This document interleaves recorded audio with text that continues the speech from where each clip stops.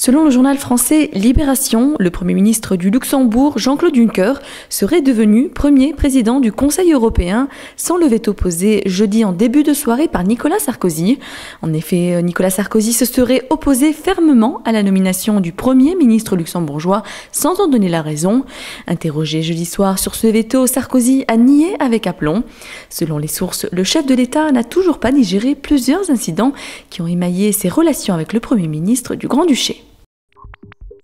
Ce week-end, les intéressés ont pu visiter la Chambre des députés lors de sa traditionnelle journée portes ouvertes. Petits et grands ont pu ainsi s'émerveiller des secrets que cache le bâtiment, datant de 1860.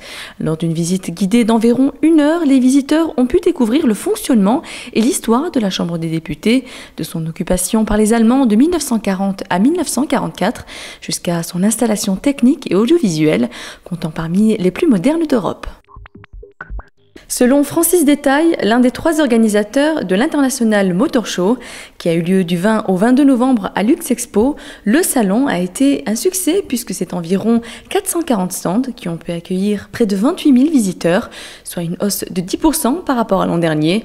Entre 110 et 120 exposants sont venus des 4 coins du monde pour animer et exposer leurs nouveautés.